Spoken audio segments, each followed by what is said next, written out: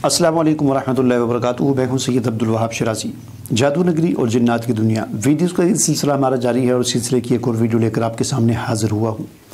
नाज़रीन, आज की इस वीडियो में नज़र बद और हसद के हवाले से कुछ हैरत अंगेज़ और बड़ी ज़बरदस्त किस्म की मालूमात मैं आपको देने लगा हूँ और यकीनन इस किस्म की मालूमात और ये चंद एक बातें जो हैं आपने नहीं सुनी होंगी।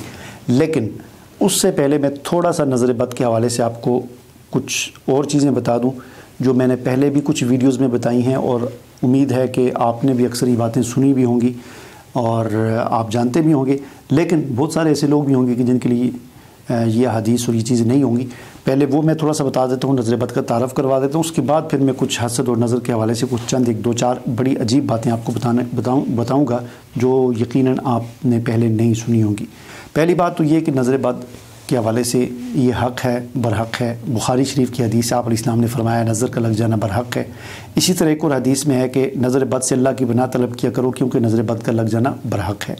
एक और हदीस में है कि नज़र बद बरहक़ है और अगर तकदीर से कोई चीज़ सबक़त ले जा सकती है तो वो नज़र बद है। इसी तरह एक और हदीस में है कि नज़र जो है इंसान को कब्र तक और ऊँट को हांडी तक पहुँचा देती है। यानी नज़र बद इतनी ख़तरनाक चीज़ है कि इससे कोई आदमी की मौत भी वाक़ई हो सकती है और ऊँट हांडी तक पहुँच सकता है। मतलब ये कि वो इतना बीमार और हो सकता है कि उसको फिर ज़िबा करना पड़े और फिर पका कर खाना पड़े। ये उसकी और इस किस्म के मुशाहिदे आपने भी देखे होंगे यकीनन और मैंने भी अपनी आँखों से ख़ुद देखे हैं कई मरतबा। बहरहाल उसकी तफसीलात में मैं नहीं जाता। नज़र बद के हवाले से दूसरी एक अहम बात आप ये भी याद रखिए, नज़र बद होती क्या है। नज़र बद असल में ये क़ुव्वत ख़यालिया होती है। इंसान के ख़्याल की एक क़ुव्वत होती है। इंसान के ख़्याल में अल्लाह ताला ने एक ताकत और क़ुव्वत रखी है। जब आदमी किस चीज़ के बारे में सोचता है और पूरी दिलजमी के साथ अपना पूरा ख़्याल उस चीज़ पर पूरा फोकस कर देता है और सारे ख़्यालात निकल जाते हैं और सिर्फ वही एक ख़्याल आता है, तो उस ख़्याल के अंदर फिर इंसान की इतनी पावर हो जाती है कि जिस चीज़ के बारे में सोचता है तो वो ख़्याल उस पर जिस किस्म का वो सोचता है उस किस्म के असरात उस पर वाक़ई होना शुरू हो जाते हैं। इसकी मिसाल ऐसी ही है कि जैसे हमारे पास छुरी है तो हम हाथ में सेब पकड़ा हुआ है तो हम जब छुरी को चलाते हैं सेब को काटने के लिए हमारे दिमाग में चल रहा होता है और चलाते हैं तो छुरी से सेब कटता है। बिल्कुल ऐसे ही ख़्याल जब पूरी तरह एक पावर के साथ और ताकत के साथ जिस चीज़ को सोचा जाता है तो उसी तरह उस चीज़ पर वो उसके असरात वाक़ई हो जाते हैं। एक बात तो ये आप समझ लें कि क़ुव्वत ख़यालिया यानी नज़र बद से मुराद सिर्फ ये नहीं कि नज़र बल्कि असल में ये क़ुव्वत ख़याली होती है। उसकी वजह यह है कि आगे जाकर मैं आपको बताऊंगा कि नज़र तो नाबीना की भी लग जाती है। एक आदमी है नाबीना की, तो नाबीना की नज़र क्यों लगती है? उसकी तो नज़र है ही नहीं, तो फिर उसकी नज़र क्यों लगी? उसकी नज़र इसलिए लगती है कि वो उस असर में नज़र बद कहते ही क़ुव्वत ख़यालिया के अमल को हैं। ठीक है, उसके बाद वो चंद एक बातें मैं आपको बता देता हूँ जो बड़ी दिलचस्प हैं। नज़र बद असल में होता ये है कि एक आदमी किसी के पास कोई नेमत देखता है, कोई अच्छी चीज़ देखता है, तो अब इसमें थोड़ा सा इस बात को समझ लें कि नज़र और हसद इसमें थोड़ा सा फ़र्क है। इसमें थोड़ा से फ़र्क को समझ लें। नज़र बद और हसद में फ़र्क क्या है? पहला फ़र्क ये है कि हर नज़र लगाने वाला शख्स हासिद होता है और हर हासिद नज़र लगाने वाला नहीं होता। यानी एक चीज़ किसी के पास किसी ने कोई चीज़ देखी, कोई नेमत देखी, तो हसद किसे कहते हैं? हसद ये होता है कि ये चीज़ इसके पास क्यों है, इससे छिन जाए और मेरे पास आ जाए, इसको कहते हैं हसद। ठीक है, तो जो आदमी नज़र लगा रहा है किसी को वो तो लाजमन हासद है ही है, लेकिन हर हासद नज़र लगाने वाला नहीं होता। यानी कभी ऐसा होता है कि कोई आदमी किसी पर हसद तो करे लेकिन उसकी नज़र ना लगे या नज़र ना लगाए वो, लेकिन जिसने नज़र लगाई है वो यकीनन हासद है ही है। ठीक है, दूसरी बात ये कि हसद और नज़र बद में फ़र्क ये है कि हसद बुग़्ज़ और कीने की वजह से होता है और इसमें ये ख्वाहिश पाई जाती है कि जो नेमत दूसरे इंसान को मिली है वो उससे छिन जाए और हासिद को मिल जाए। जबकि नज़र बद का सबब सिर्फ हसद नहीं होता बल्कि नज़र बद का सबब जो है वो हैरत होती है, पसंदीदगी भी होती है और किसी चीज़ को बड़ा समझना होता है। तो ख़ुलासा ये हुआ कि दोनों की तासीर जो है वो एक होती है लेकिन इनका सबब अलग अलग होता है।